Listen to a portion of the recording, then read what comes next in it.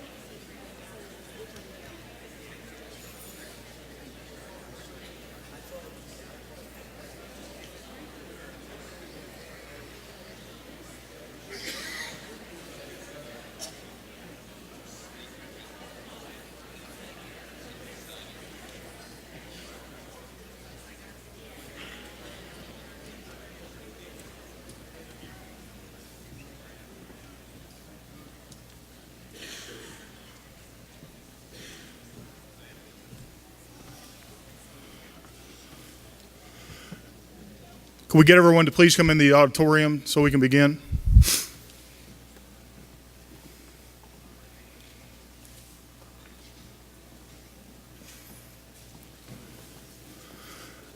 Hey, Jim Johnson, would you step outside and let everybody know to come inside, please?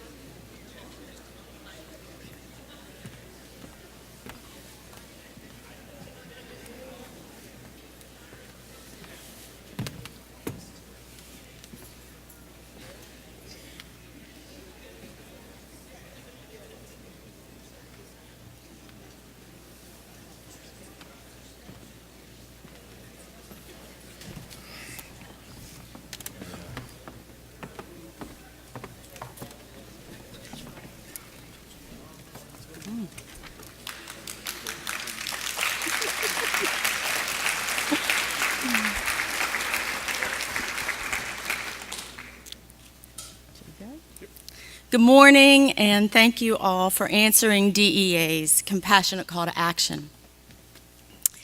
I recognize many of you in this room, and I know that you have been on the front lines of this battle against evil for a very long time.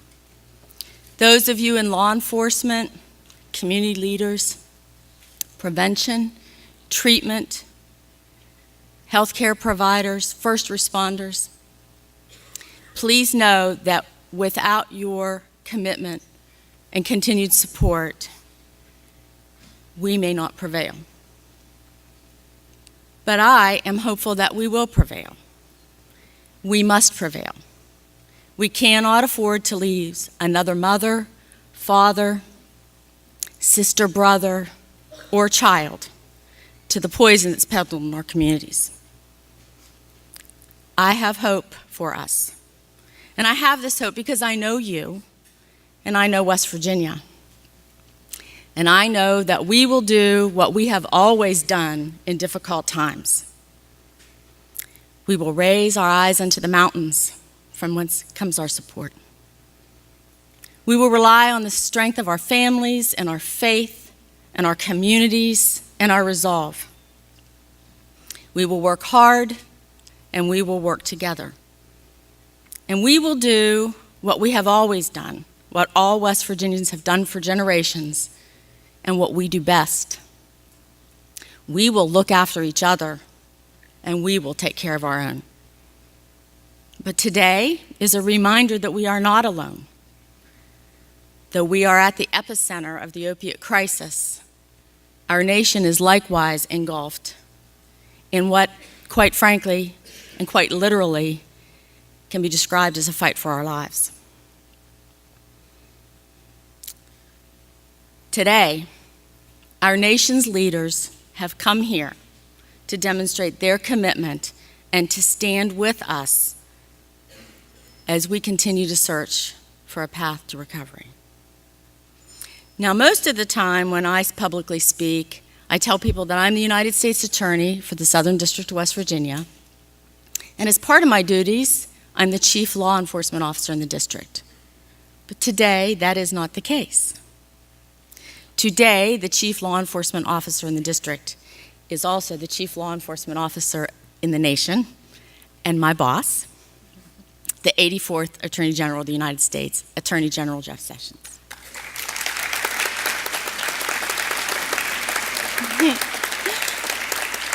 We welcome him to West Virginia.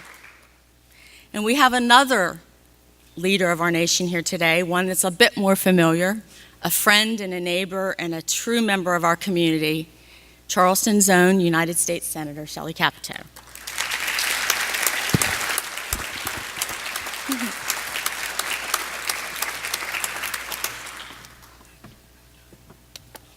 Thank you, Carol, and thank you for your commitment for 28 years to the U.S. Attorney's Office here in the Southern District of West Virginia, but also for the care and the professionalism with which you yourself conduct yourself, but also your office. So thank you. I have great admiration for you, and welcome. Welcome, Mr. Attorney General, to West Virginia. I've been ruing that the Attorney General couldn't see how beautiful our Capitol was because it was a little rainy and cloudy when we flew in, but it's getting better out there, and he got a good glimpse of it as we walked over here. I want to thank Dr. Welch for his welcoming, always welcoming hand at the University of Charleston. I'm proud to be able to show off one of the great institutions in our country. And I don't want to go back over what Carol said because she obviously has been on the front lines on law enforcement of fighting this scourge. But we know here in West Virginia that this is one of the most difficult challenges we faced. We can face it and we're going to beat it, but we can't do it without all the help in this room and the help around the country. We're losing too many of our coworkers, our friends, our family members, neighbors. I was at a conference up in Martinsburg, and one of the professionals in the drug control area said, "Do you know what a heroin addict looks like?" And we all sort of thought, well, we have our mental picture of what we think that might be. And he says, look to the right or the left, because that's what a heroin addict could look like today. And that was a very sobering thought, and we feel it every day. But I want to thank the DEA for choosing the Charleston-Huntington area to move forward on their DEA360 program. It, I think, will bring us such great resources, expertise, and much needed energy boost to the fight that we are facing here locally. But we can do this. We have a lot of professionals in the room that are going to help with us, and we can do it. So my job is to introduce a friend of mine who I met when he was the United States Senator from Alabama, who is now our Attorney General. Now, I have his bio here, which I think you probably all have. He was a former U.S. Attorney in Alabama. He also was a captain in the Army Reserve. He was a United States Senator from Alabama since 1996. And he has great experience working in the Department of Justice because he was, as I mentioned, a U.S. Attorney for 12 years. But what you probably don't know and will know after you hear him talk is Jeff is a very sincere, committed public servant. He's a believer in the rule of law. He's a believer in the faith and guidance of this country and strength of this country and our will to succeed. So I would like to welcome to you and welcome him again to West Virginia, but introduce you to my friend and somebody I'm extremely proud to say is our Attorney General of the United States, Jeff Sessions.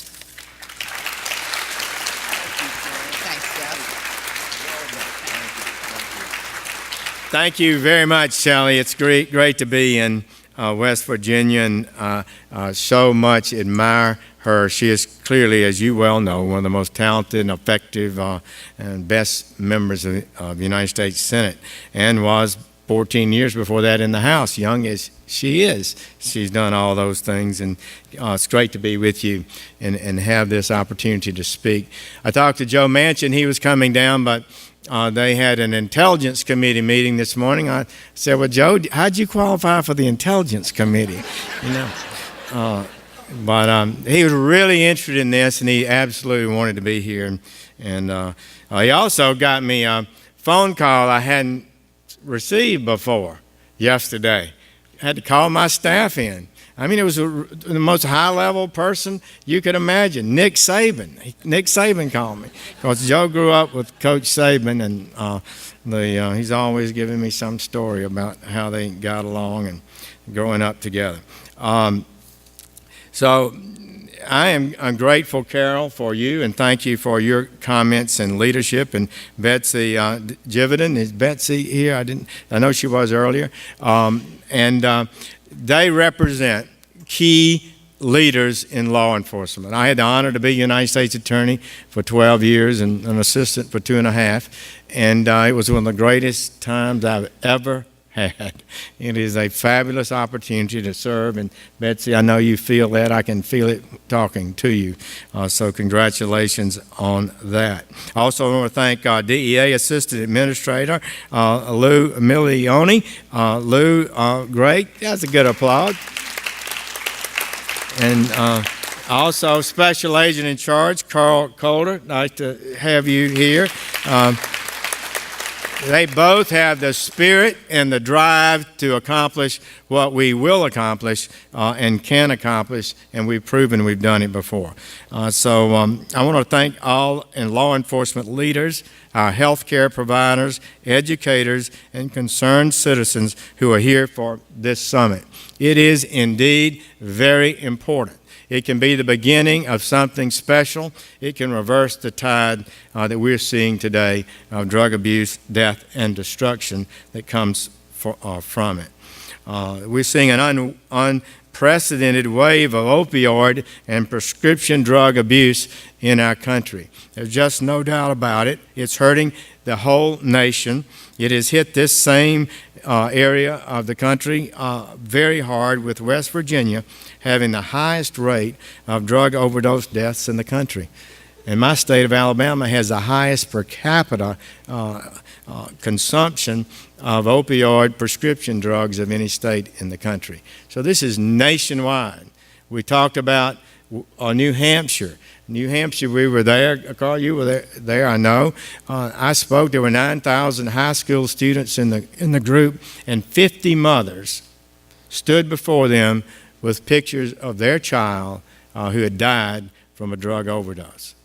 It was just a stunning moment, and I think it has to send a message. And ultimately, that's the kind of message that will reverse this tide. So people in Washington use the word crisis to describe all kinds of problems. Everything's a crisis. But I really believe this epidemic of opioid abuse is a crisis. It's ravaging our communities, bringing crime and violence to our streets and destroying the lives of so many Americans. There are excuse me, losing my voice. I hope I can make it through this. So there are some tools that we can use that are effective. I was there after the 60s and 70s. I was assistant United States attorney in the late 1970s. Came back as United States attorney. Nancy Reagan said we want to have a Just Say No program. People mock that. And we had many different DARE programs for the police and schools and prevention. And many programs may not have been the most sophisticated, but it helped. And over time, we developed more and more sophisticated prevention programs, age-appropriate programs, messaging programs that we know have proven scientifically to work. That research and data is out there. Prevention is the long-term, effective way to reverse this bad trend we're on today. Law enforcement plays a big role. Department of Justice is the law enforcement agency. DEA is giving extra effort to the prevention program, and well they might, but fundamentally we are a drug enforcement agency. The data shows that we have today more availability, lower price, and higher purity in drugs in America, particularly drugs like heroin, cocaine, and meth. That is a law enforcement problem too. And that was a big part of the way the battle was won in the 1980s and 1990s. It really took 20 years to make this progress, but we made it, and we can make it again. So I want to mention some things to you this morning and about the scope of the problem we're now seeing. In 2015, more than 52,000 Americans died of drug overdoses.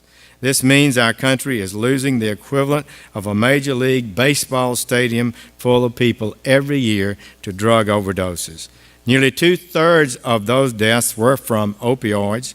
That includes heroin as well as prescription drugs. Now you have a great pharmacy school here dealing with oxycodone, hydrocodone, codeine, and morphine. Those are a big part of that. Each year, more Americans are dying from drug overdoses than from automobile accidents. What's worse is the recent rise in the synthetic opioid fentanyl, which is vastly more potent even than heroin. Drug traffickers are now mixing fentanyl with other drugs, resulting in truly a deadly concoction.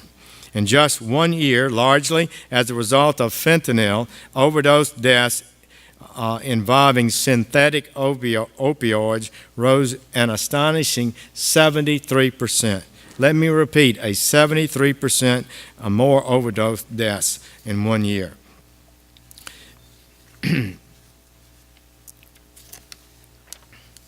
And the number of American babies born with drug withdrawal symptoms has quadrupled over the last 15 years, 4 times as many. Here in West Virginia, the situation is so bad that in some hospitals that 1 out of every 10 babies is born dependent on opioids. That's a tremendously damaging thing.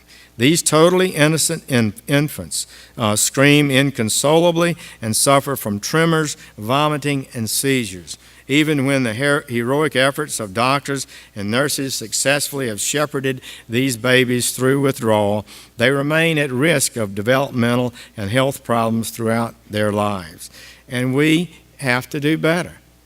We have to do better, and we can do better about this.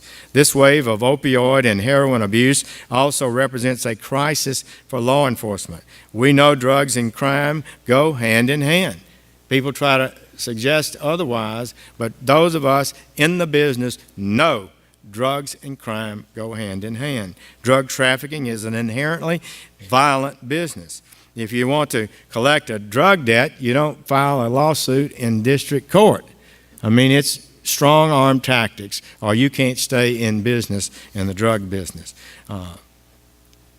The opioid and heroin epidemic is a contributor to the recent surge we're seeing in violent crime in our country. There's just no doubt about it, and we are indeed seeing a big increase in violent crime. Last year, we had an 11% increase in murders in America. Many cities had multiples of that. That increase represented the greatest increase in murders in over 40 years. 1 year increase. This is a trend that I think is serious, and this government needs to focus on it effectively. Transnational drug cartels are working with street gangs to traffic heroin that is cheaper and stronger than ever. Some DEA tells me that as much as 80% pure is the heroin sold on the streets, and the price is as low as $6. Now, this is a threat to us, and we in law enforcement need to understand that and play our role. As the market for this heroin expands, these gangs fight for territory, they fight for new customers, and innocent people are caught in the crossfire. My great Deputy Attorney General, second in command in the department, just prosecuted a case recently in Baltimore, and when he was met with our team to be welcomed into the department, he'd been a United States Attorney for 12 years and a member of the department for 25 consecutive years. He had a picture of this young child who was killed on a porch in a shooting over a drug deal. And he had her picture there for all of us to see and told us this is what we're talking about in our country. Drug abusers also have an economic impact. They miss work, and when they do work, they don't work very well. According to one estimate, American employers are losing $10 billion a year from absenteeism and lost productivity as a result of opioid abuse. Any way you look at it, this drug abuse epidemic is multifaceted and massive in its scope. It demands an all-hands-on response from government, law enforcement, healthcare providers, teachers, community leaders, and parents. All of us must do our part to reverse this trend. As I mentioned before, we have three essential tools in the fight: enforcement, treatment, and prevention. At the Department of Justice, our principal concern is law enforcement. Strong enforcement is crucial to effective drug abuse prevention and treatment. Many people, our police chiefs sometimes say, I used to tell them to quit saying that. They would say, which is it's pretty much true, we can't arrest our way out of the problem. And that is true, we can't. But it is a big, critical part of it. And people should not diminish the power and effectiveness of good law enforcement. But prevention, I truly believe, is the greatest part of our challenge, and over time, prevention will help us be most effective. Thank you.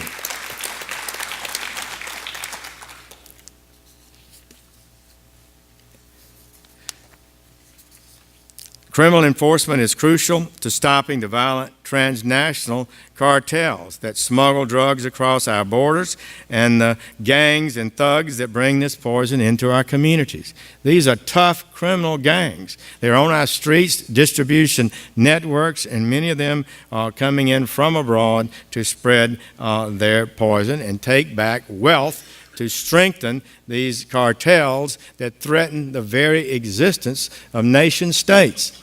They have violence, they have their own armies, they have their own wealth to pay those armies, and they are not easy to control. They bribe public officials, and it's a threat to the entire hemisphere and the integrity of our governments. So what are we doing on the enforcement front?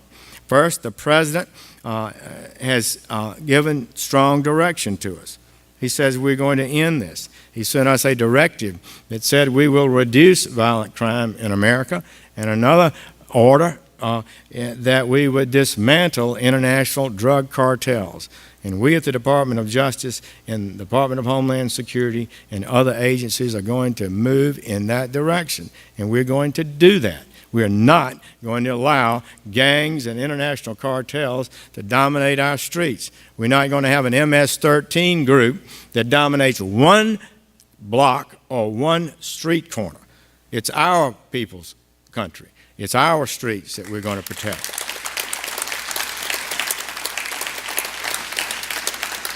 And we're going to secure our borders. The Department of Justice is going to do its part. I've directed our federal prosecutors to make criminal immigration enforcement a priority. Much drugs are coming across that border, and we're going to improve our situation at the border, too. And we're going to appoint in every United States Attorney's Office, as Carol knows, a border security coordinator for each office that's going to help us enhance our ability to focus on illegal people who are here who are committing criminal offenses. We're going to go after the transnational cartels and gangs like the Sinaloa cartel and MS-13. There are a lot of others that enrich themselves by smuggling poison and illegal members of their gangs across the borders. Billions of dollars are at stake. Billions of dollars. Second, our federal enforcement agencies, including the Drug Enforcement Administration and the FBI, are doing what they can to address the heroin and opioid crisis. DEA has developed what they call their 360 strategy and deployed it to six pilot cities, and probably, as you know, Charleston is one of those 6. One part of the 360 strategy is coordinated law enforcement actions against drug cartels and traffickers. Field Division DEA agents work closely with task force partners in federal, state, and local law enforcement to identify, target, and prosecute the biggest drug traffickers. And let me just note to you that 85% of law enforcement in America is state and local. That's who are out there every day on the streets. And we have interstate and international capabilities. We have a lot of things that we bring to it from the federal side, but we depend on and must have, as Carol and her team and Betsy know, this coordinated effort, and we're going to continue to work for that. Excuse me, and to support local law enforcement in every way that we can.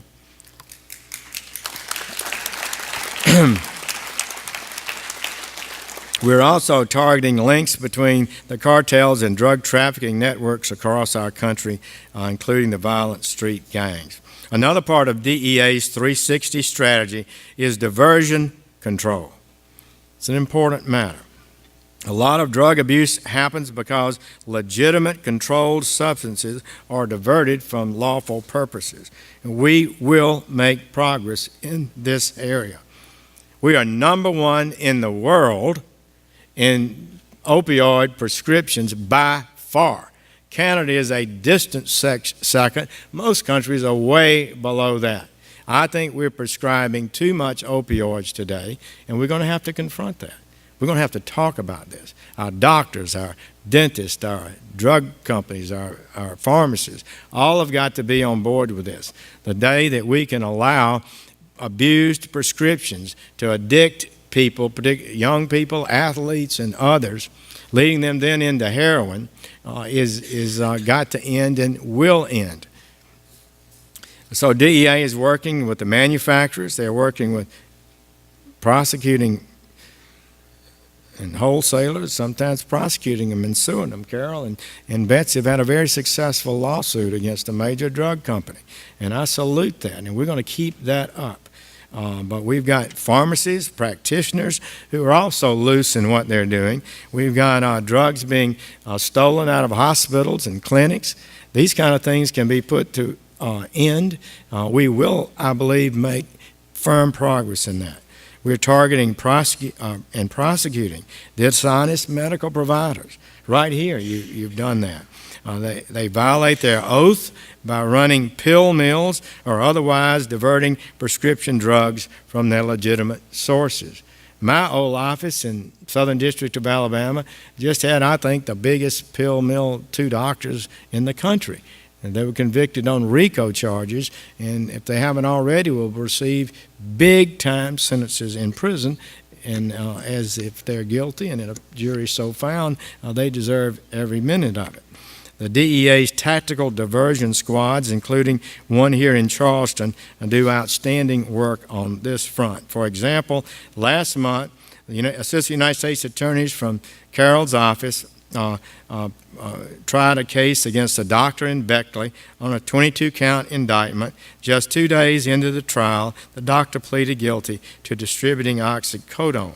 He admitted that on just 1 day, he was paid over $20,000 in cash to write 370 oxycodone prescriptions, totaling over 22,000 pills.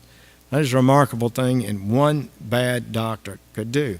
Even though he didn't see a single patient that day, he just wrote those prescriptions. He now faces up to 20 years in prison.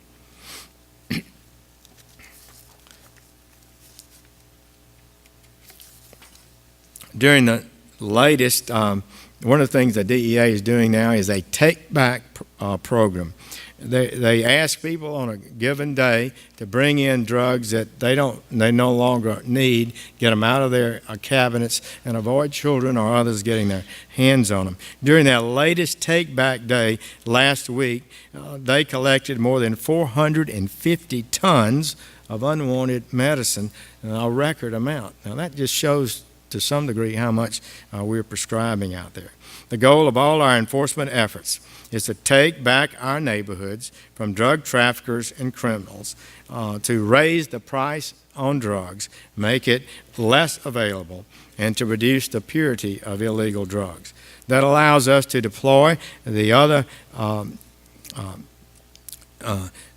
to fight drug abuse and to use prevention and treatment programs.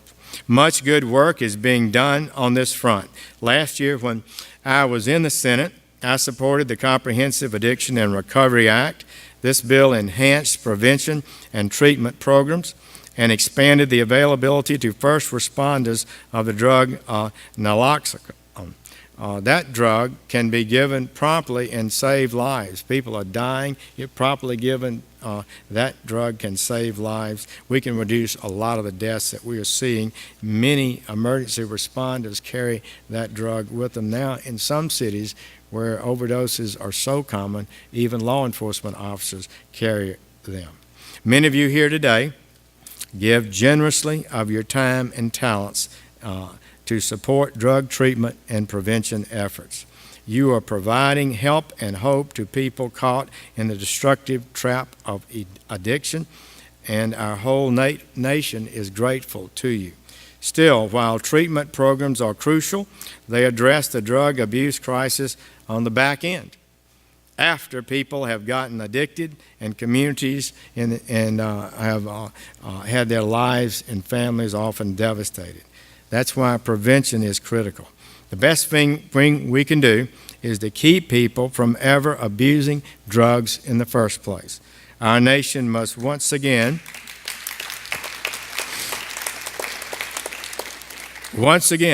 send a clear message. Illegal drugs are dangerous and deadly. Say no, don't do it. It's not right to do it. It's wrong to do it. It's wrong to help other people, lead them into drug use when they have no business doing so. We know it for a fact that these drugs are destroying lives. We are losing people every day. 160 people die a day from drug overdose.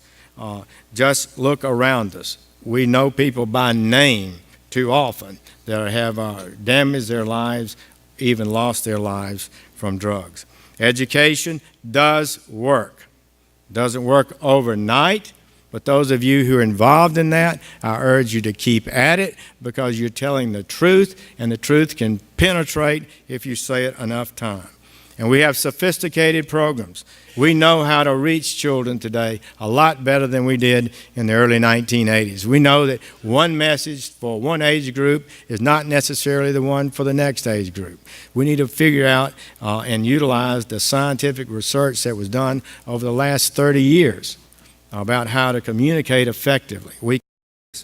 So we won't end this epidemic in a week or a month or a year. It will be a huge undertaking. But here in West Virginia and across our country, we've got people working at it. We must use all the tools we have: criminal enforcement, treatment, prevention programs.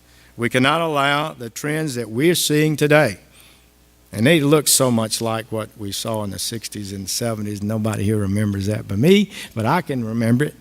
We don't want those trends that went on for 20 years and that reached the level in which over half of high school seniors in 1980 admitted using an illegal drug. We do not need to go back to that trend. We can stop it before it gets there, but we're on a bad trend right now. We've got too much complacency about drugs, too much talking about recreational drugs. That's the same thing you used to hear in the 80s. And that's what the pro-drug crowd argued then.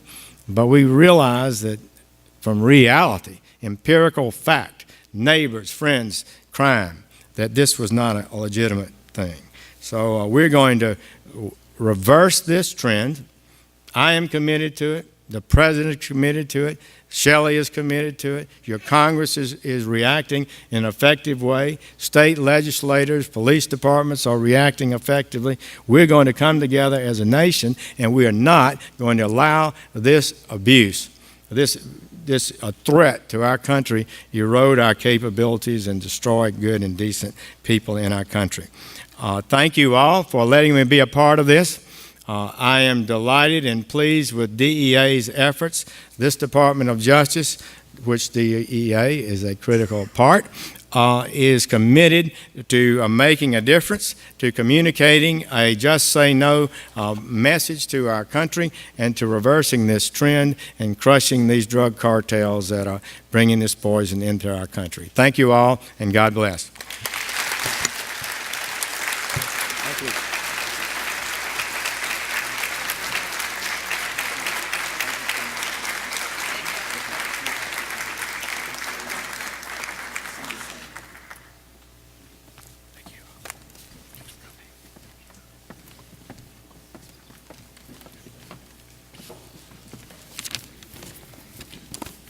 Thanks for everyone for coming. It's great to see that everybody's here, and we've got a great turnout, obviously. My name is David Gorley. I'm the Assistant Special Agent in charge for the Drug Enforcement Administration here in West Virginia. And we've got quite a list of presenters here this morning, so we'll go right into the next one. I really appreciate Senator Capito and Attorney General Sessions for being here this morning. I think it was good lead-in to what we're doing here today, and it shows the commitment from D.C. to try to tackle these problems that we have here in West Virginia. So first, I'd like to introduce my boss, Special Agent in Charge Carl Colder from Washington, D.C.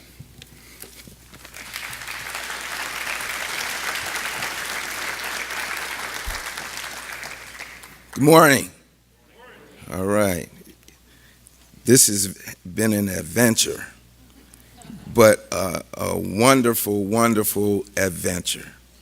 And I tell you, they told me I had 5 minutes, and I've been to 3 summits in 3 days.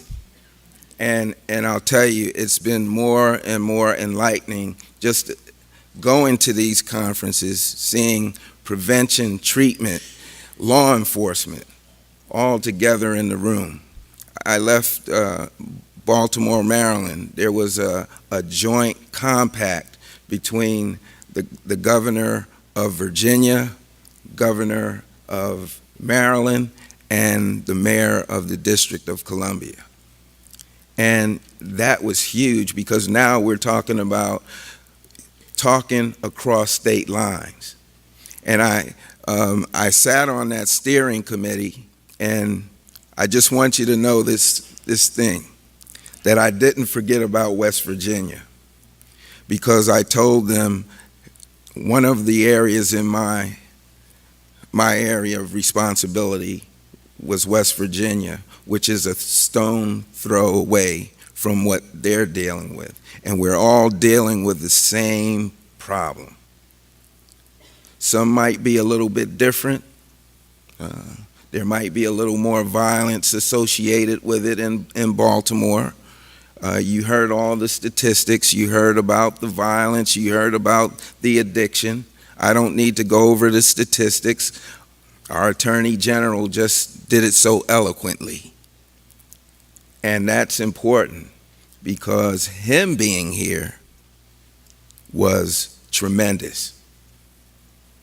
With all the things that are going on in our world, he came here, and that's important.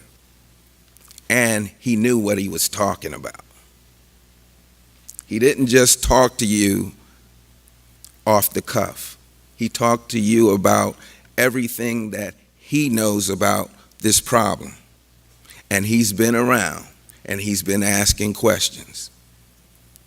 And so I came here to talk to you for 5 minutes to get you energized about this day. This day is an important day, not only for DEA. Let's throw DEA to the side. It's about you. You're the professionals. You're the leaders. You're the stakeholders. This is what this is all about. And if we can't put them all together, it's not going to work.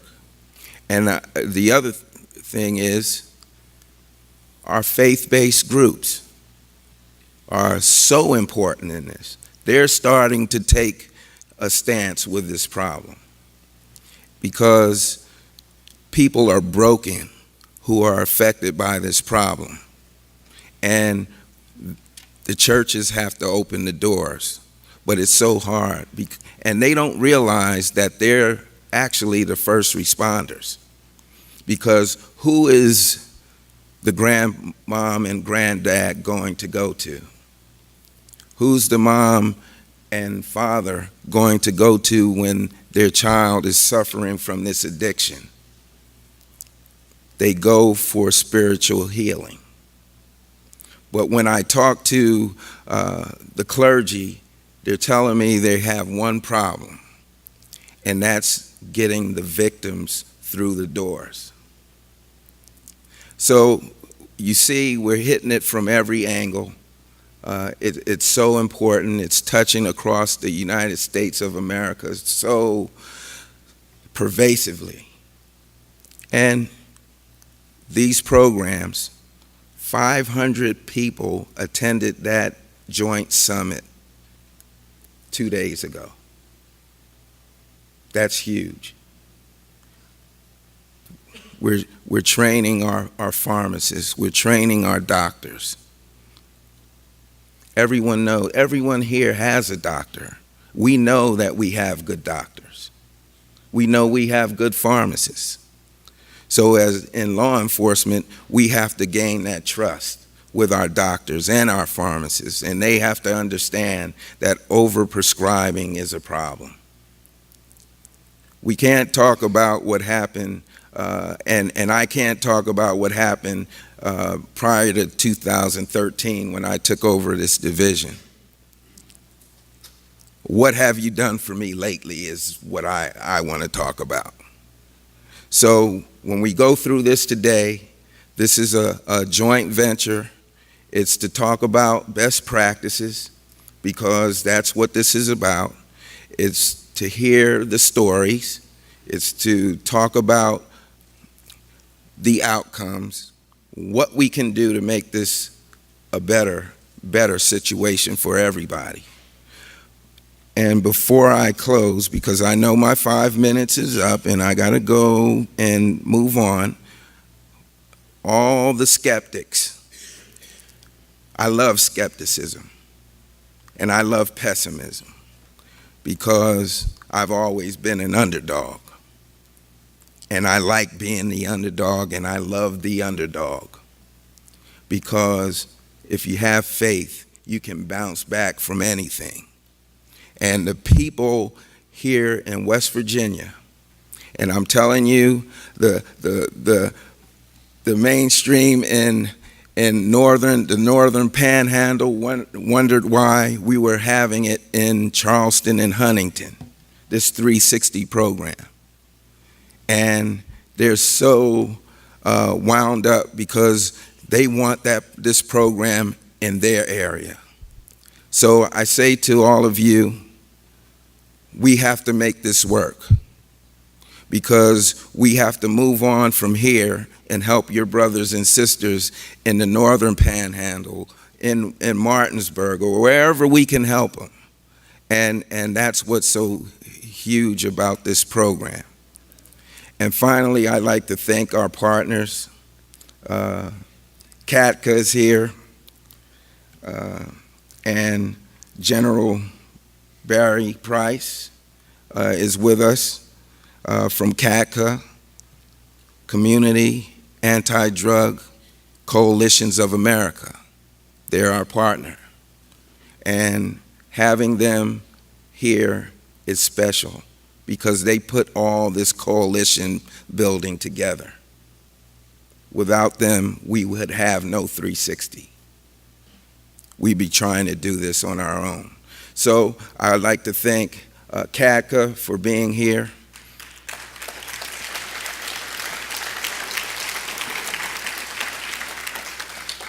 And if you stick around a little bit later, I come on a little bit later to talk about where we go from here. I'm not going to talk about that right now because I want to make sure that you come back at around 2 or 3 o'clock and hear where we go from here. But I'd like to thank the University of Charleston,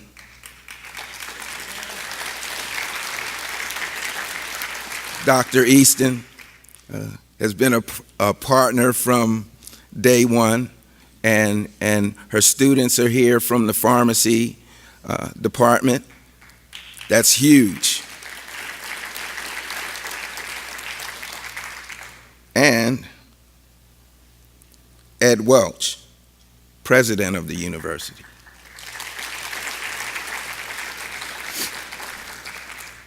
And no, I'm not going to forget about Marshall University. No, I'm not going to forget. I was taught well. And Marshall University, we had a series of meetings there. They opened the doors for good dialogue. There's a lot going on. We talked about 360 Charleston, and here it goes. What about Huntington? And we said, okay, we'll bring you right in. And so we didn't forget about Huntington, the great work that's going on there. I had a chance to visit and tour Lily's Place. For those of you who don't know what Lily's Place is all about, it's the only neo-abstinence program in the country for babies born to addiction. That's huge.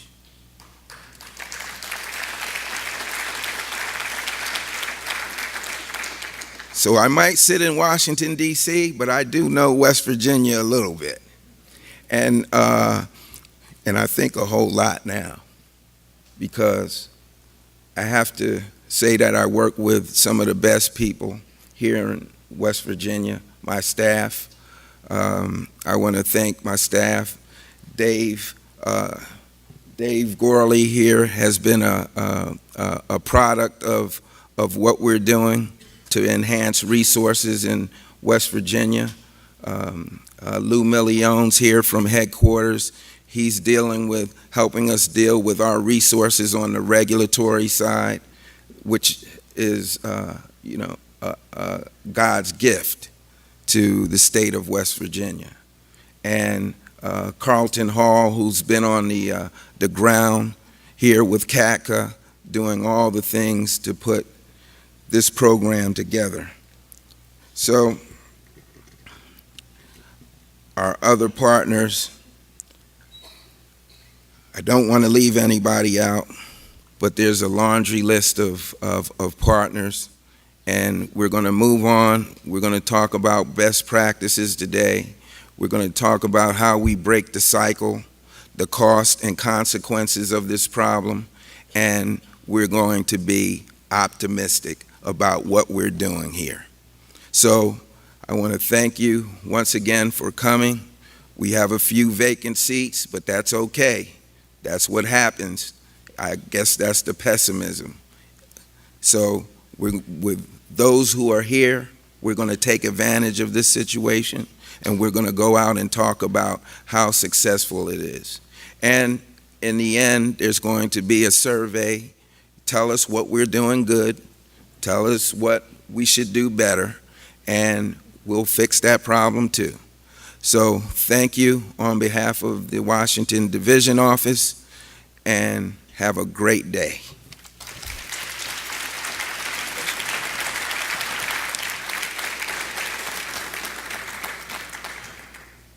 To expound on a little bit of what Sack Holder said, I'd also like to thank my staff here on the ground. I have a great group of people that work for me that have worked very hard to get this into play.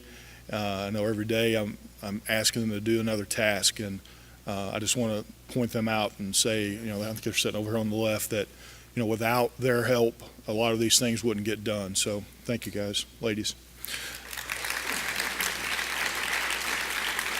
Next up, obviously we wouldn't be here if it wasn't for the generosity of the University of Charleston. From day one, Susan Gardner, Michelle Easton have been open, and just whatever we needed to make this thing happen, they have been so accommodating. So I'd like to ask Dr. Easton, Dr. Easton to come up here and say a few opening remarks on behalf of the university and the School of Pharmacy.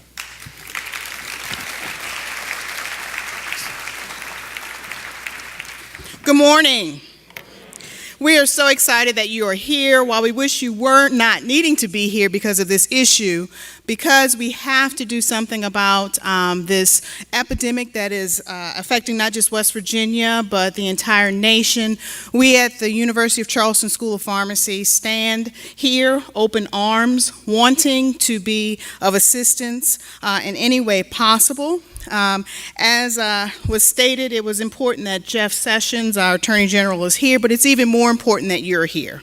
We hope that as a School of Pharmacy, the accommodations that are provided for you today gives you an opportunity to interact with one another, to network, and to recognize all the various resources that are available just in this room. This is a local state issue that we're trying to address, and I think it's important for us to make and take full advantage of the opportunity to get to know one another and know what type of resources we can provide to one another. As a School of Pharmacy, many of our faculty are naloxone trained. You'll have the opportunity this afternoon to be trained in the appropriate use of naloxone. Our faculty, as I mentioned, are also trained, and if you need additional resources for persons in your community to be trained, please call on us. As a School of Pharmacy, we've been doing lots of different things to address this issue besides just training our students who are over here in their nice white lab coats. They are standing prepared to be able to do all that we can to address this issue. As a School of Pharmacy, we understand the importance of prevention, and we have made a huge commitment to ensure that we can take prevention wherever prevention is needed. So as a School of Pharmacy, we've taken that prevention into 5th grade schools. We have a program to do from K to 12. We also take our program and our resources available to senior senior centers and other locations where the need is great. So we are glad that you are here. We hope that you will take full advantage, as mentioned before, of the various breakout groups and the opportunities to learn more. But we also hope that you will consider the School of Pharmacy as a resource for you as we work together to help ameliorate this epidemic. Thank you so much for the opportunity, Dave Gorley, and we hope you have a pleasant day. Thank you.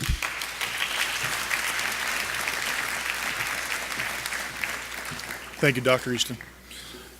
So next up, we have the Executive Vice President and CEO of CACA, General Barry Price.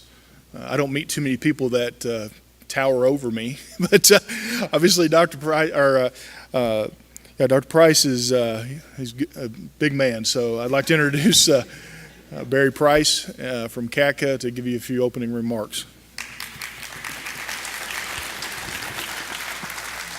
Thanks, sir.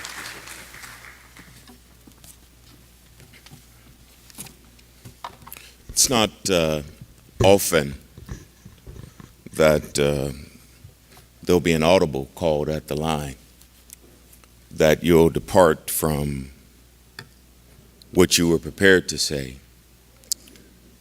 And this morning at 3 o'clock, an audible was called, so what I'm going to share with you is not what I initially came to talk about. I would tell you that oftentimes when a message comes, you get confirmation.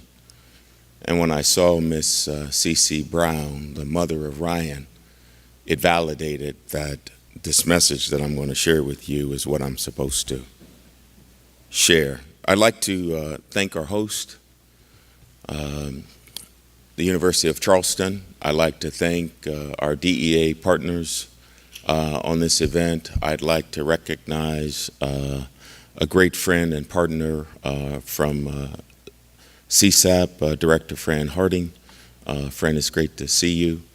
And I thank you all for coming. I'd like to recognize a couple of our coalitions who are here, Kanawha Coalition, Putnam Coalition, and Cabell Coalition, and a member of our CAC team, our CAC advisory team council, County Councilman Greg Putnam is here as well. The last time I was in West Virginia was in March of 2009. I was in Beckley, West Virginia, at the Beckley Military Entrance Processing Station to immortalize Staff Sergeant Jeremy Brown, who died on the eve of our nation's independence, the 3rd of July of 2005. He died in combat in Mosul. Jeremy is from Mapscott, West Virginia, and he paid the ultimate sacrifice while on the front lines of our nation during the surge in Iraq. 3 months later, after I was here in 2009, I was in Iraq myself and was witness to a conversation between a priest, a Catholic priest who was a colonel in the army, and an Iraqi imam. They had been dealing with each other for several weeks and were trying to break down religious stereotypes and biases that they had. And they decided that they were going to acculturate. They were going to learn one another's cultures. And this was during the week of the 4th of July, and soldiers during the week of the 4th, we usually have organizational days or sports fest. And this particular day, there was going to be a boxing smoker. And so the priest invited the imam to the boxing match. And they saw the two opponents in the neutral corners. And right before the fight, one of the boxers went to bended knee and he did the crucifix. And the imam looked at the priest and he said, "What does that mean?" And the priest said, "It doesn't mean a damn thing if he can't fight."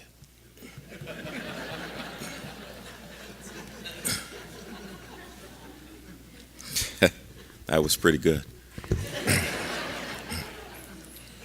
Just as West Virginia's native son, Jeremy Brown, was at war and he lost his life and he gave the last full measure of devotion to our nation on the eve of our nation's independence celebration, West Virginia and our nation is in a pitched battle against a skilled adversary who claimed the lives of 725 West Virginians in 2015 and more than 800 last year. That skilled opponent is illegal and illicit drugs.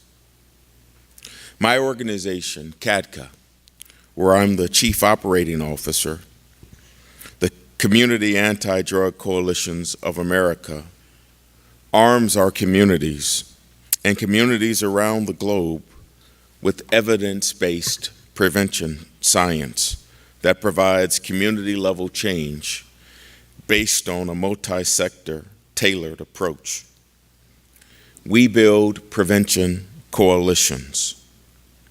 Now you should know that out of the 50s scare tactics and 60s, out of the 70s we had DARE, out of the 80s we had Just Say No, and evolving from that were these multi-sector evidence-based coalitions that teaches the skills of how to fight. CADCA teaches coalitions the art and the science of prevention research and techniques through strategic prevention frameworks and through logic models. It teaches communities how to achieve wholesale changes in the mores and the norms, exposure within your localities, exposure to those blind spots of local conditions and risk factors that are present. CADCA, through a multi-sector approach, teaches communities to fight with a tailor-made prevention strategy expressly designed for your community. Now, here's my sell and here's my ask. If you desire the tools to build a tailor-made solution for building safe, healthy, and drug-free communities, please stop by our table in the foyer outside of this auditorium, or please contact us at www.cadca.org. I wish you Godspeed and his blessings, and thank you for the opportunity to share with you today.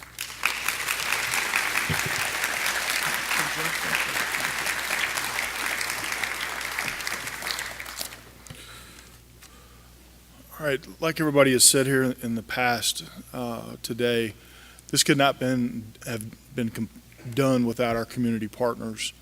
The Kanawha County Communities that Care, Putnam Wellness, the United Way organization in Cabell.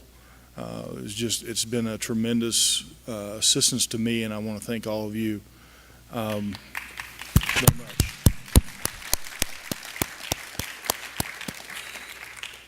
One of the partners on a national level that DEA is partners with has been the Elks Drug Awareness Program, and is Ken, are you here?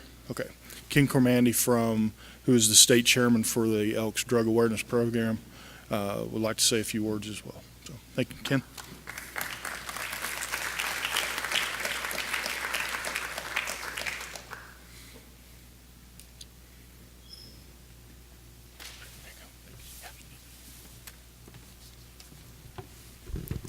Thank you very much for the opportunity to come and talk to you today. The Elks, our organization, is a total volunteer organization. We have presence in all 50 states. West Virginia, I am the chairman of it, and we expect to provide coalitions, partnerships to expand what we do. And as you heard Attorney General Sessions, education to prevent. That really is what we stand for. Our mission statement, I think Mr. Sessions could have written it himself. It's very simple. We want to educate, and we provide educational resources to inspire, to prevent. Structure of our ELKs in West Virginia. State chair, I hear he's a wonderful person, very knowledgeable. I have 3 district chairs, and I have 19 lodges across the state. We have one in Huntington and also one in Charleston right now. But our lodges are committed to drug awareness. How we achieve our education is through printed materials. Please, in the lobby, I have a table set out there with materials for you to pick up.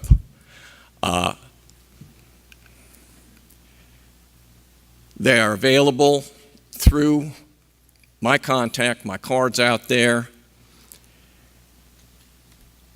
And we are age appropriate in our materials. And we start as young as our group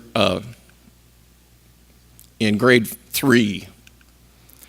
I won't go through this. Some of these, you know, we have them all out there. You're welcome. And I even provided you a designer plastic bag to take your goodies home with you. Another thing we have is a comic book. It really is a teaching tool based on a comic book format with a teacher's guide. Talk a little bit more about that. We have public service announcements available. These are on our websites. You're welcome to check out. Google ELK's Drug Awareness Program. We cover everything from the drugs to bullying, self-esteem, parenting, smoking. Also, we have videos available, and I can be like a librarian to get a list out. If you need something, you're going to have to email me, and I can lend you a video to see if it's something that you really can use. You know, and then we can go from there.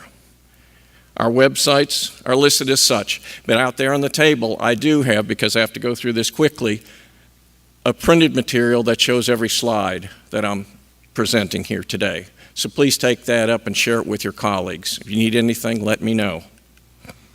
Programs, our drug quiz show. Shared responsibility. Essay contest. Poster contest. Video contest. And a speaking tour. Red Ribbon Week is in October that recognizes Just Say No. Hands Across the Borders. Our programs continued. Our Volunteer Service Award through the President to acknowledge the people that have spent a lot of time volunteering, including the youth. And our Enrique Camarata Award. This award is a nationwide search for the law enforcement people that have really committed themselves. Kiki Camarata was a DEA agent, Border Patrol agent that was tortured and murdered by Mexican cartels, I think in the 80s, and we remember him every year. We have a winner in West Virginia, not the national winner, but he's from the Bridgeport Police Department. We're very proud of that, and he's already been acknowledged at a law enforcement or a first responder award ceremony. The Drug Quiz Show.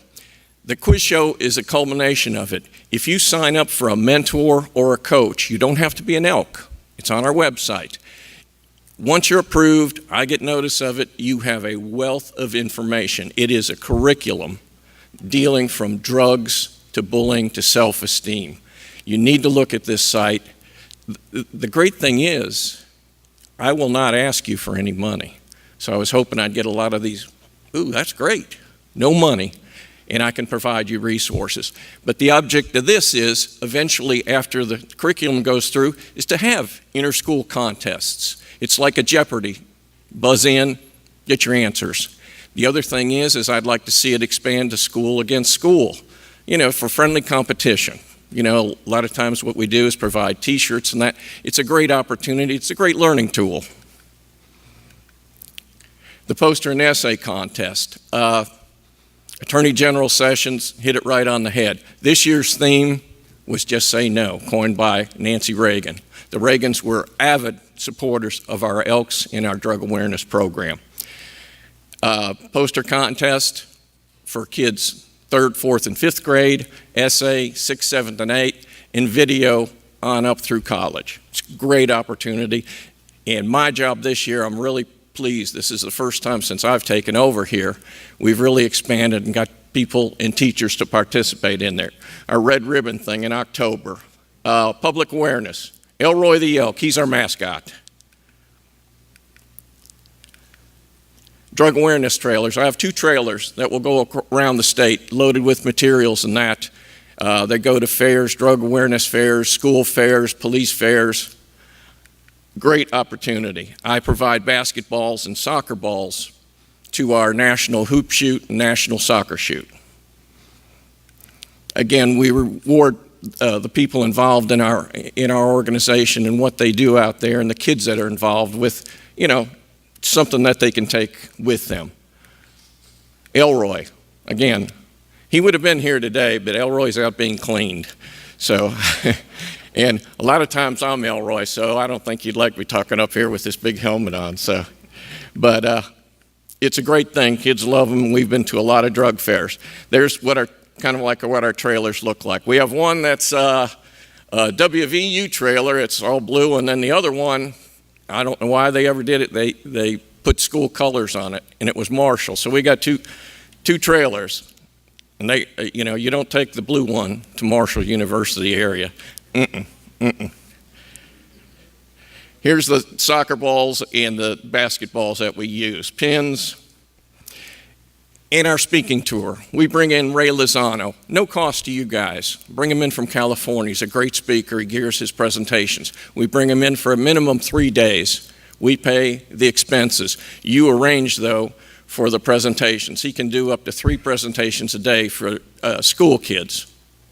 It's PTAs, civic organizations, your organization, great people. But again, it costs you nothing to bring in Ray. And we have, over the years, fostered many coalitions. As David said, the DEA, our national director, Kent Gady, has really cultivated a great relationship with DEA, and we're very proud about that. Look at that. Dr. Easton, number 2. We talked a few weeks ago, and it's in our infancy, that we're going to try to partner up, combine our resources, create that synergy that, many is better than just one.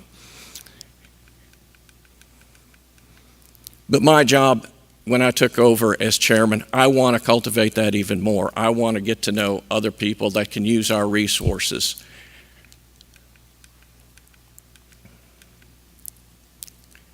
But the Elks is here for you guys. We need to combine. We need to help each other out. And I'm available. Like I said, the stuff is out there. Please take my card, email me and that. I appreciate your time. I'm excited about this. Please, let's get together. We can do it. Thank you so much for your time.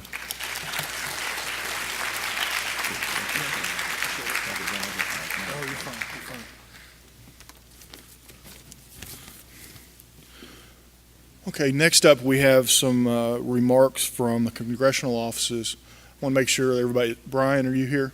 Brian's here, and Chad, are you here? Chad, oh, you're here, tell us. Okay, Zach Calder is going to introduce these 2 gentlemen, and we'll move forward from there. All right. Brian? That's me. All right, Brian. One of the things that I left out, and when you have 5 minutes, you forget about things. So, that's how it goes. But one of the things that I can say about West Virginia is the legislative leadership that's here in West Virginia. And I just want to take this time. We saw Congresswoman Capito here, Senator Manchin, of course, couldn't make it, but he is a staunch supporter of this problem in ridding this problem from West Virginia. So I'd like to thank his office, Mrs. Capito was here. We have Chad Story also that's here from Congressman Jenkins' office. He's in the other side of the state. But as you can see, this is a joint effort from legislators and all the legislation that helps us as law enforcement. And so I just want to mention that and welcome you to the podium.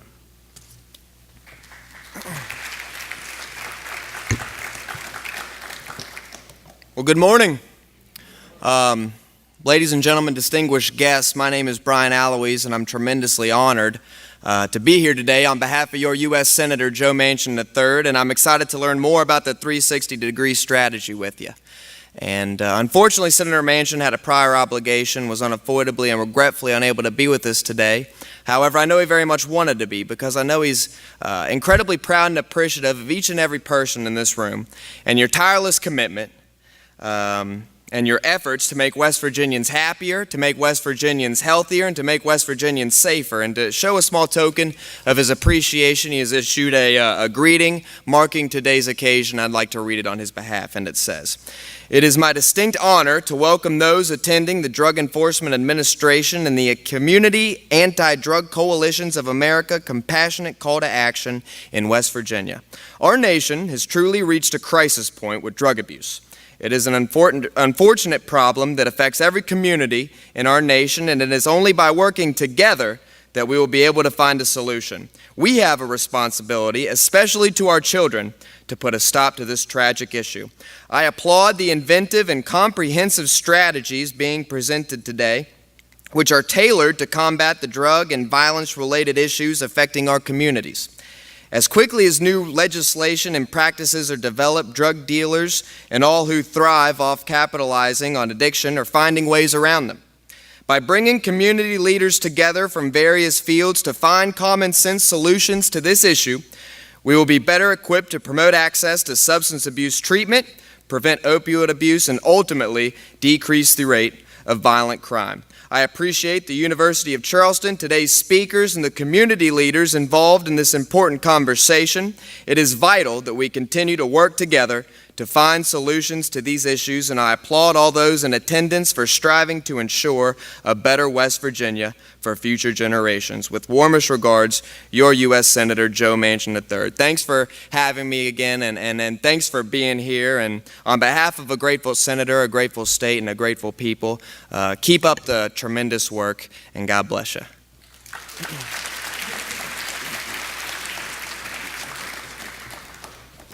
And next we have Chad Story from Congressman Jenkins' office.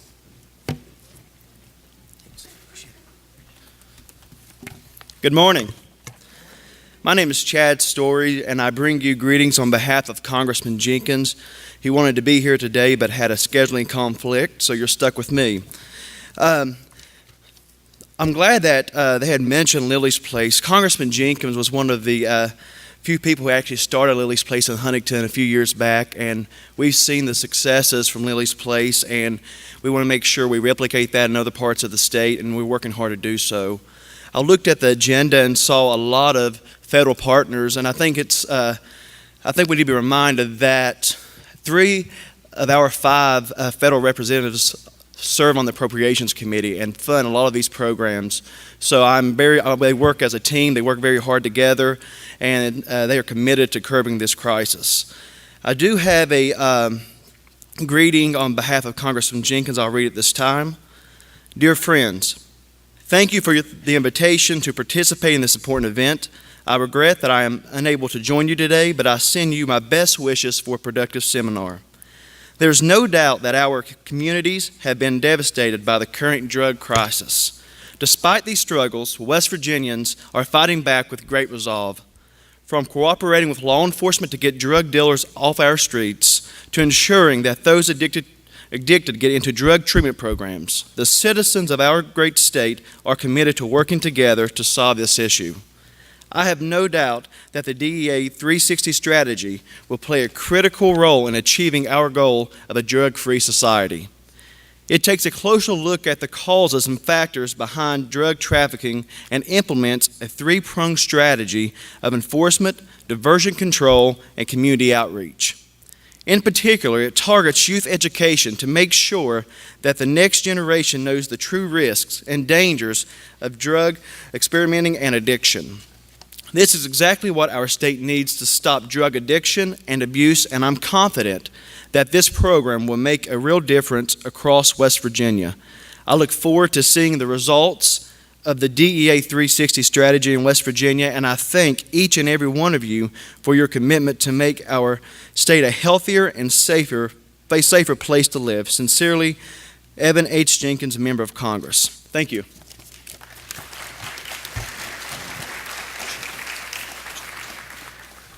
Thank you. And before we continue, I'd like to recognize our law enforcement partners. And I really do, because one of the components of this 360 is to provide assistance to our state and local partners. Some of our chiefs are here, our EMS personnel that are here.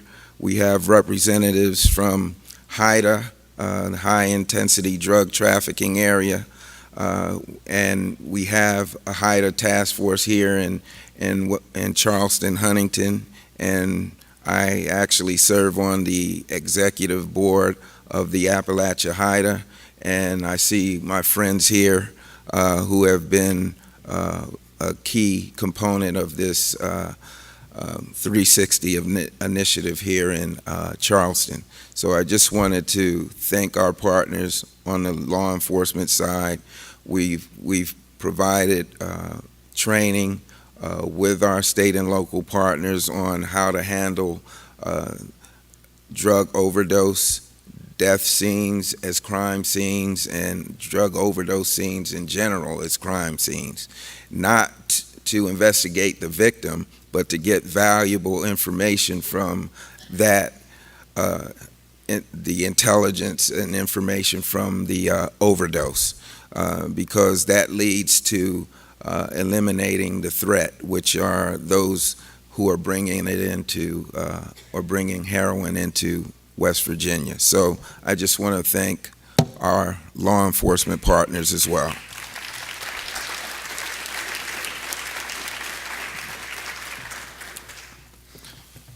Alrighty, well, we're moving along here. So up next, we have our keynote speaker for the morning. She's the director for the Center for Substance Abuse Prevention, Substance Abuse, and Mental Health Services. This piece is she's a well-renowned expert in her field, and we are glad to have her here. It was a great honor when I found out that she would be speaking, because it really brings home a national perspective of what is going on, not just in West Virginia, but on all the states in the U.S. So I'd like to introduce Fran Harding. And Ms. Harding.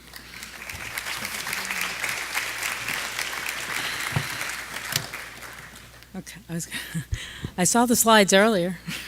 I know we have them. So good morning. I think it's still morning. Are you awake, energized? Do you need to stand for a second? You've been sitting here for a long time. What an unbelievable start to this event, correct? I mean, I could go off totally on my internal excitement how the Attorney General of the United States stood in front of a crowd this size and praised the usefulness and the effectiveness of prevention. I mean, we can't get better than that, and I am very, very happy to be here. Thank you to the DEA, my good friends in CATCA, the University of Charleston, the School of Pharmacy, and all the field and regional reps, our Congress people, and everyone else that you have heard from today. This is exactly the type of coalition and event that we need to continue to have across the country. The 360 initiative is providing that base for us to do this, and when I was called and asked if I could come, I said absolutely yes, that I get to speak about prevention and the new way we're looking at prevention and rolling it out. So real quickly, my objectives, once I forward them for you to see. Did you? Oh. I thought you need something, are to look at the scope and complexity of the problem. I won't spend a lot of time on this because you've already heard an awful lot about the problem from our Attorney General. Also to explain to you a little bit more in detail about the importance of prevention, because that's not what has been historically talked about, right? We talk about the enforcement, we talk about the treatment, we haven't equally spoken about prevention. I'm hoping by the end of this few minutes, I will get you intrigued. I will energize the individuals, the professionals in the room that are already preventionists to go out there and do your work with a very proudful moment of being able to talk about what we saw today. Identify more areas for collaboration. I think you'll find that to be a bit of a surprise, and then leave you with some of the programs and opportunities for funding. I'm going to go through a lot of my slides very quickly because you've already heard all of this. One thing I will point out to you, I have 91 Americans die every day from opioid overdose. I received this number 2 weeks ago. 2 weeks ago. And if you were listening the way I was listening, our Attorney General said it was up to 106. This is a crisis that we all must join in together and work on, and I'm hoping you'll see the incredible value of prevention. I like visual slides. This is a visual slide which some of you might have already seen. It's the difference between 2004 and 2014. In just 10 years, the unbelievable increase in the snapshot of drug poisoning and the mortality of deaths we have lost to this crisis. Thought I'd bring a little bit of your data to the table. This data shows the first use of selected substance among the ages of 12 to 17 from 2010. And if you can't read along the bottom, it's alcohol is the highest, cigarettes is second, marijuana, and then the non-medical use of marijuana. This was from 2010 to 2014. You have done your job well in West Virginia. It may not feel like it because this is an enormous problem, and I'll get into another reason why it may not look. But stats don't tell pictures that are not true. So you have changed from 2007, the 12 to 17-year-olds. This is a national comparison. So you can see from 2010 all the way to 2014, with the exception of a bit of a bump in 2012 to 13, I suspect before we really got a good hold of the problem, you are below the national average. Now, this is my favorite slide, and I'm sure if I were Carlton Hall, he'd be saying, oh no, now she's going to spend the next 10 minutes just on this slide. But I won't. I understand timing, but I could. As a matter of fact, I could spend an hour on this slide. And the reason why this is such an important slide, and I tell people this all the time, all my speeches are online. If you go to the SAMHSA website, you can cut out all the slides except for this one. And the reason is because in this crisis, this slide shows anyone who doubts prevention is needed, anyone who's out there working in the prevention field, when you see a number that says about 54% 54% of individuals in this country who have misused prescription drugs have received them from friends and family. Not from drug dealers, not from mail, not from purchasing it in another location. They are getting it from friends and family. So what does that tell you? It tells me, as a longtime person studying in prevention, that this is not your average drug problem. This is why I think Attorney General Sessions stood up here and said, we're going to get ahead of this. Because he supports prevention so well. He must know, the same as now you know, that if 54% of the medication that's falling into the hands of young people who are misusing the medication, isn't that something we all can work on? What we do is we need to work on the education. We need to help our doctors, of course, everything that you've heard. Again, I don't want to repeat a lot of the problem, but what is SAMHSA doing about it? Did you all know we have our first ever Facing Addiction in America, our first Surgeon General's report on addiction? I highly, highly recommend that you take the executive summary of this report and spend a little time with it. Now, I used to say take the report until I got too much negative feedback because the report is 600 pages long. I'm sure the students over here are saying, yeah, I have that time. But the summary is less than 100 pages. It's really around 45 to 50 pages. The chapters I direct you to is chapter 3. That's the prevention chapter. Also want you to look at the summary chapter, because the summary chapter pulls this all together, what we're talking about here. First ever, able to put a stamp for our country that addiction is something that we all are a part of and we all can address. So the programs I'm going to go into a little detail. These are all the programs that SAMHSA, the Substance Abuse and Mental Health Services Administration, located under the Health and Human Services Group division, we are focusing all of these programs on the prescription drug crisis. The ones that are in red, new next to them, are new for prevention. All the money is now out in your hands for all of these grants that I have highlighted.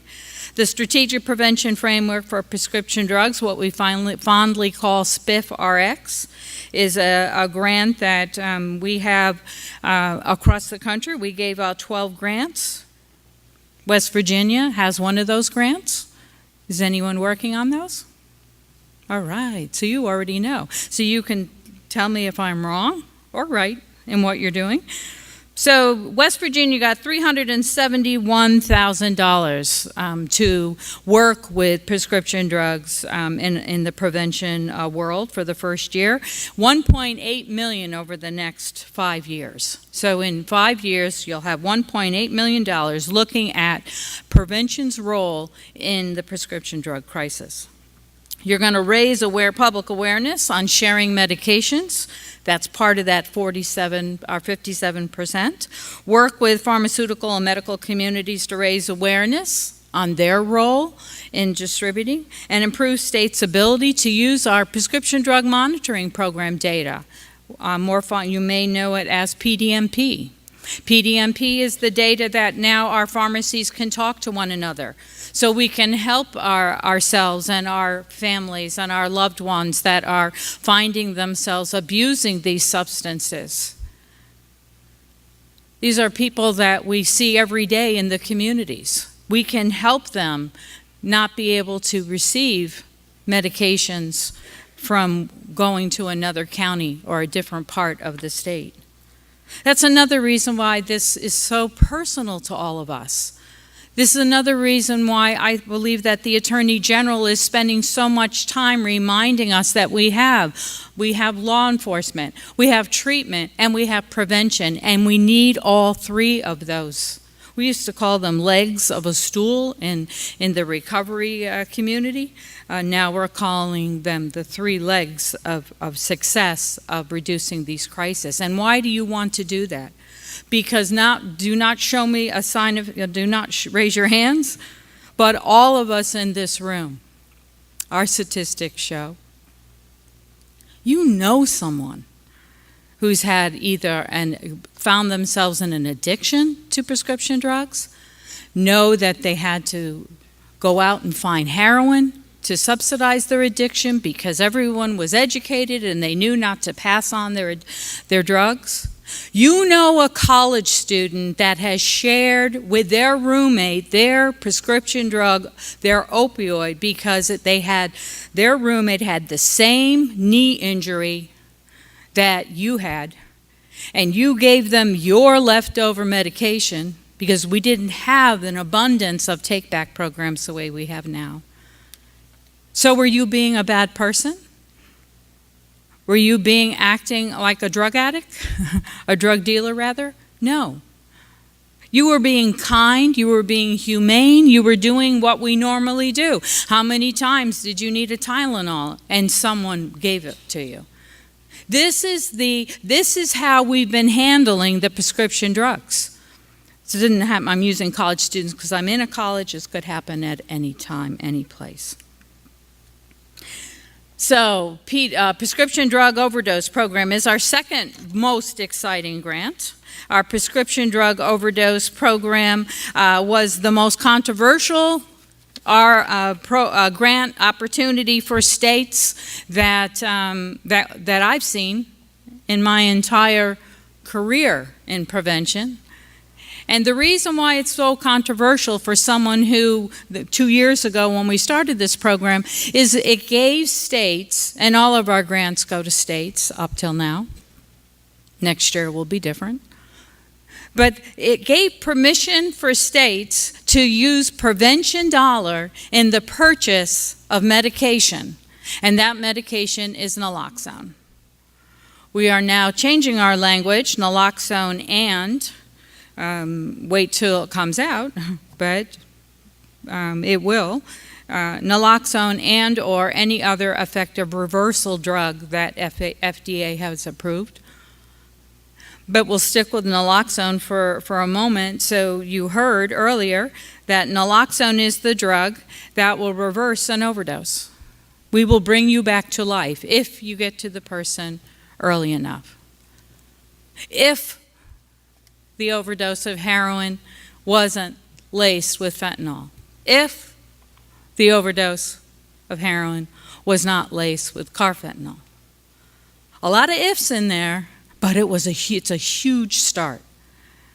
We have the ability to bring someone back from an overdose.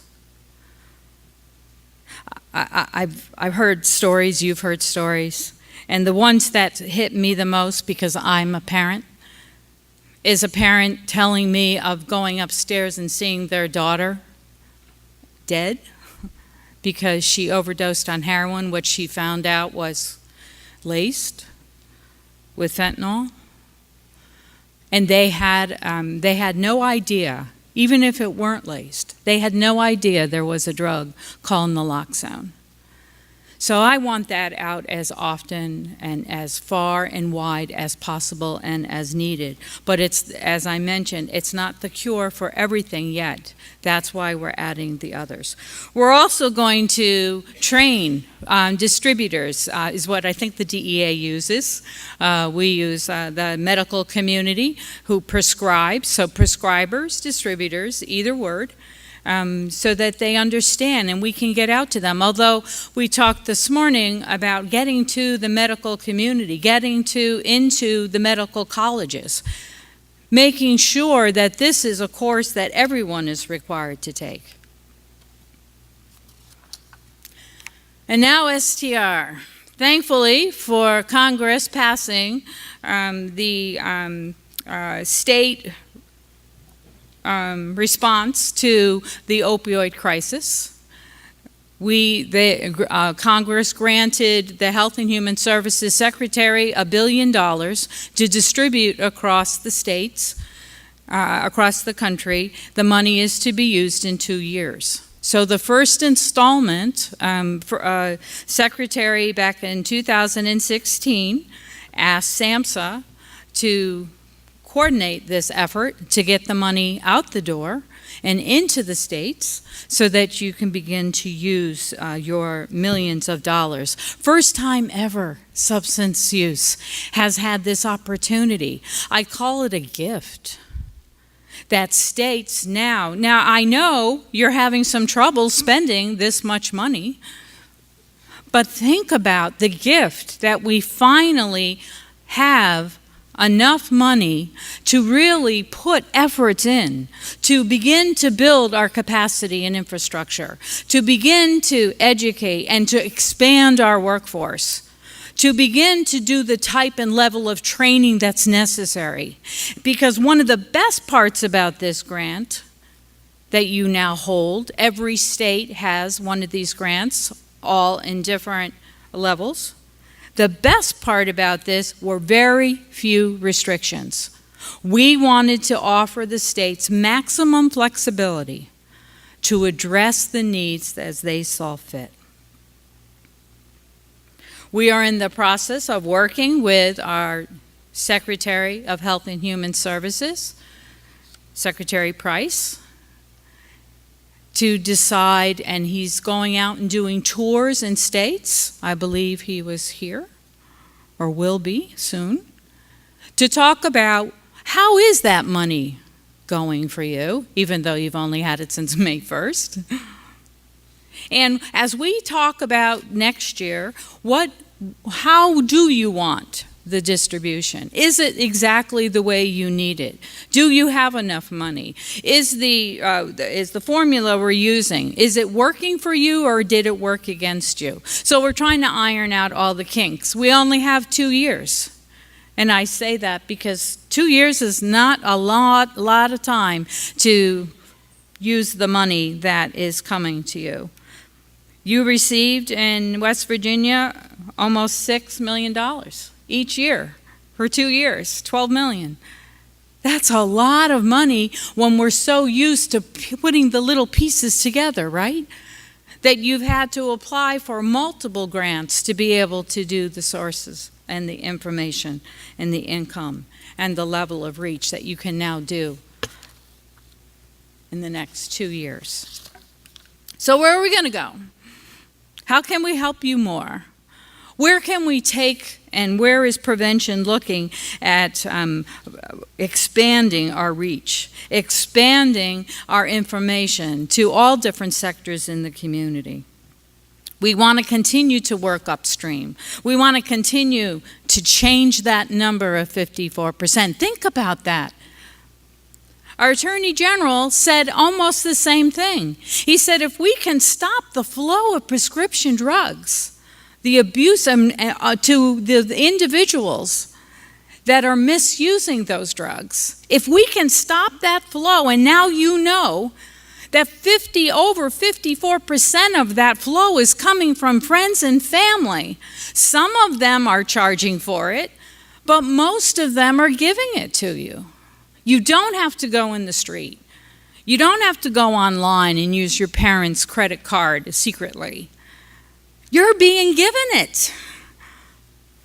But we're all going to help together because we are now focusing on what's called the full continuum of services. That's what the STR grant, so the state targeted response to the opioid crisis, the money that you now have, almost $6 million for the next 2 years, will be shared in this continuum. This is an example for those of you who do not work in the prevention realm. The Institute of Medicine has set up the continuum of care for our business, behavioral health. Prevention, historically, for SAMHSA, we have been funding universal and selective programming dollars. Most of our evidence-based programs are in those two categories. Most of the money that we release to you are asking you to focus on those two categories. Now, with the the 3 grants that I just showed you, we have definitely in the world of prevention gone into the indicated level. So what's the difference? Universal means messaging and programming for everybody. You don't have to fit in a special situation. It's information we all need. For instance, all the information that you've received today. That's a universal display. Selective are programs that are directed to a select population.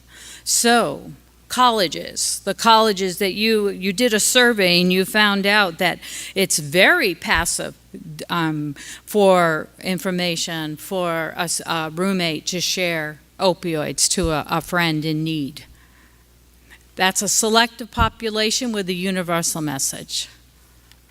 So we need to target different populations. When I worked in schools, it was, we had a program called the Banana Splits Program. I have no idea if it's still around. Basically what it was, and hopefully it still is a program for young kids in elementary school whose parents had separated or divorced. That would be a selective population.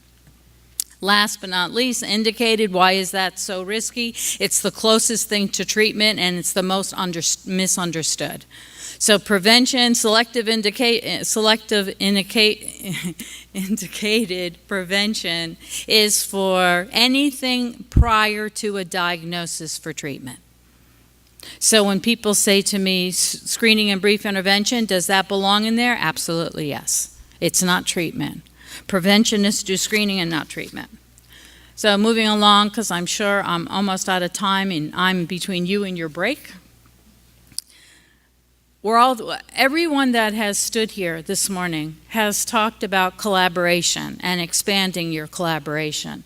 So we tried to put a list, but sitting here today, there are many more people I would put on that list. Every program that has SAMHSA dollar for prevention must work within a collective group of individuals we call community coalition. We work very closely with CADCA. We have very similar constructs for our coalitions because think about the opioid crisis. Something like the opioid crisis, you cannot do it alone. You must have these partners. So for those of us in substance use prevention, the new partners are anyone you see in primary care. Law enforcement has always been our partner. Civic communities have always been our partners, but anyone, school nurses, doctors, medical schools, anything to do, community health centers, we have not been there as much as we are now, particularly since we're working on trying to prevent this crisis from getting any larger. Quickly, some of our resources. The Opioid Overdose Toolkit. Hopefully some of you have seen it, used it, find it helpful. Anyone? Great. We're updating it. So in about 6 months, we will have an updated version of that, which I think you'll find much more effective because of all the additions to, as an example, we have naloxone in there, pure, that it fixes all overdose, and we now know that that's not necessarily true. These are some other online, the CAPT online. The CAPT is the Center for the Application of Prevention Technology. They do many of our articles for us. Please look them up online. They'll give you the state-of-the-art information on prevention and resources to work together. Additional resources, as I said, are targeting at the SAMHSA store around prescriber education, clinical support services, and prescription drug monitoring programs, because the data in the PDMP that have been used in treatment to connect who's getting what drug, where, when, and how often, and we even have prescription drug monitoring programs now that are crossing state lines. So you can no longer just drive across the border and get your prescriptions filled there either. But what we haven't done an effective job in doing is using that data to show prevention programs the hot spots, to show leaders in the community the hot spots of use. So we're tapping into that. The University of Oklahoma is helping us with that and leading it, as well as our treatment partners across the country.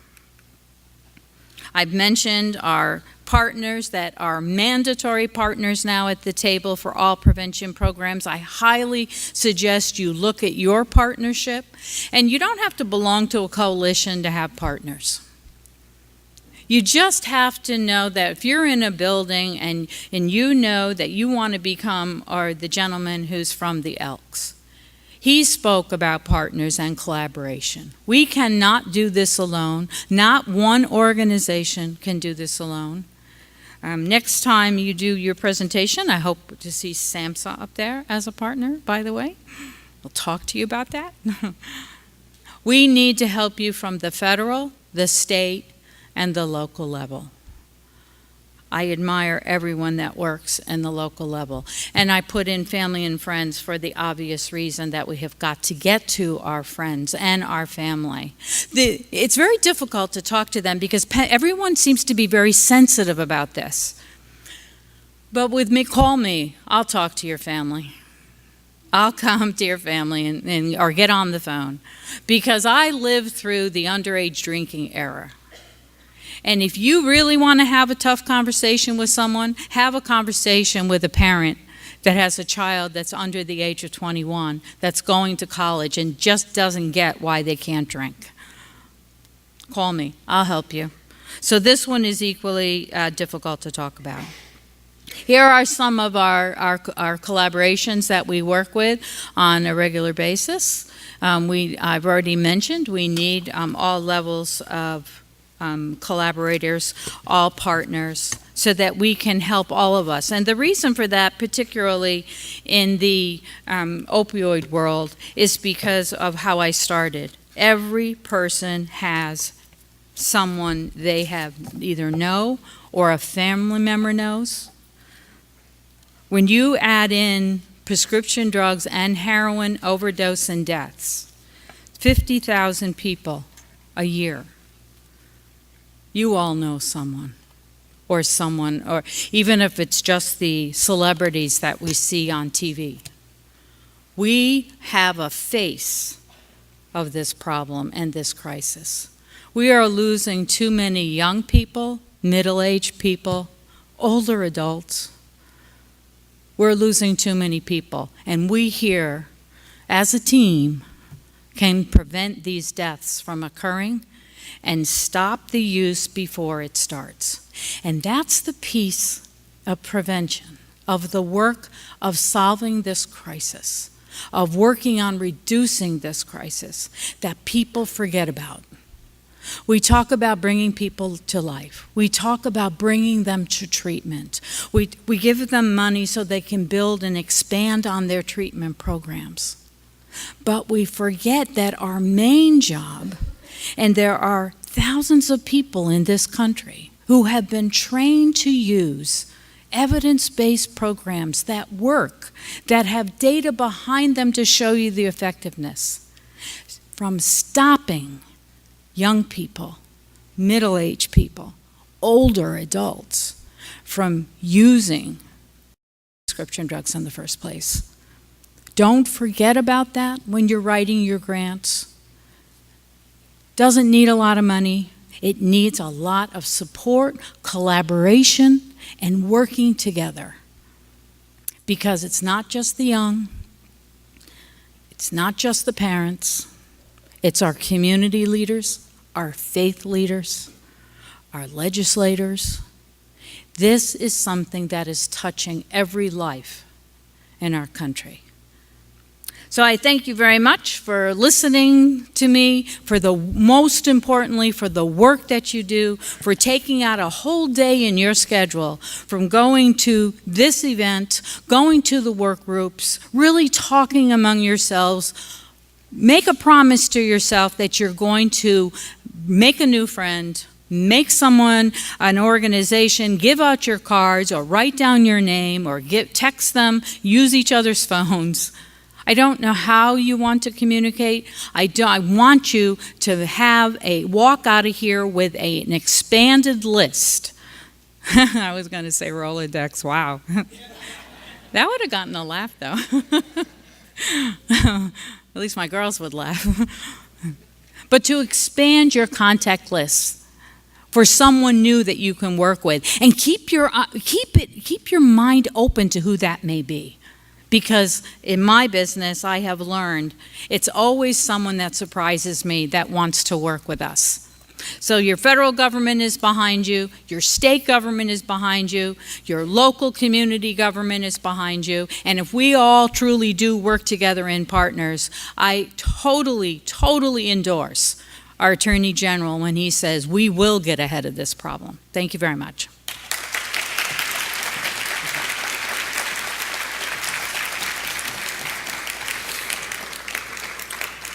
All right, I know we're running long. I want to mention one thing, and then we'll do what my favorite pro athlete does. Peyton Manning will go Omaha, and we'll tell you what we're going to do here. So, as Director Harding was talking about, partners are one of the biggest things that make this work. We've mentioned our community coalition partners. We've talked about education, but I would be remiss if I don't mention the law enforcement folks that work day in and day out with my office to try to combat these problems. So I'd like to recognize the Boone County Sheriff's Office, who provides me with task force officers, Putnam County Sheriff's Office, who provides me with task force officers, the Hurricane PD task force officer, St. Albans PD and Dunbar PD also provide me with task force officers to help staff my office to try to combat this problem that we have here. I'd also like to recognize the FBI.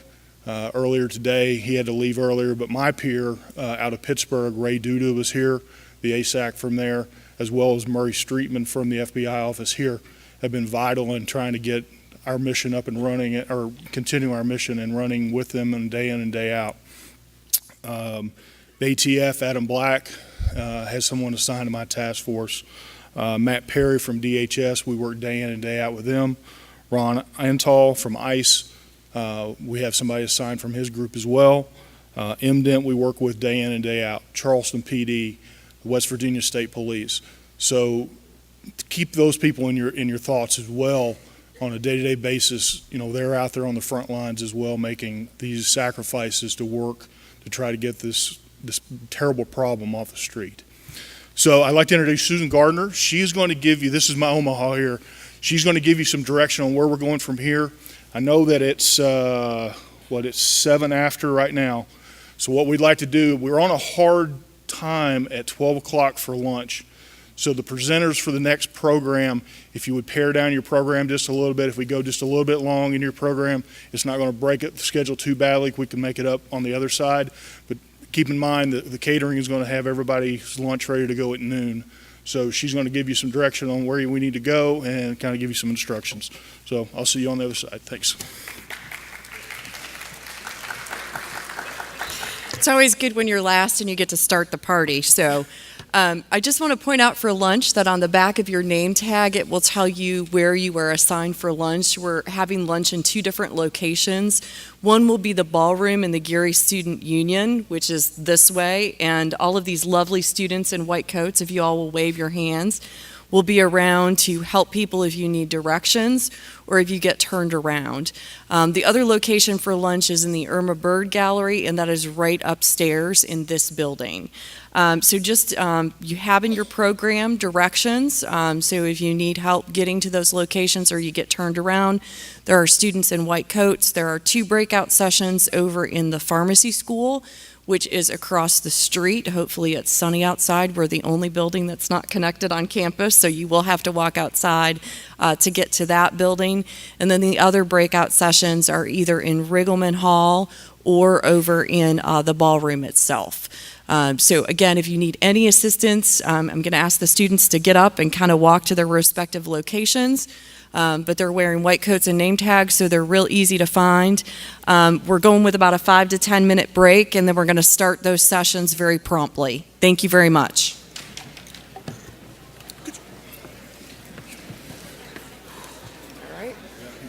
hard part's over.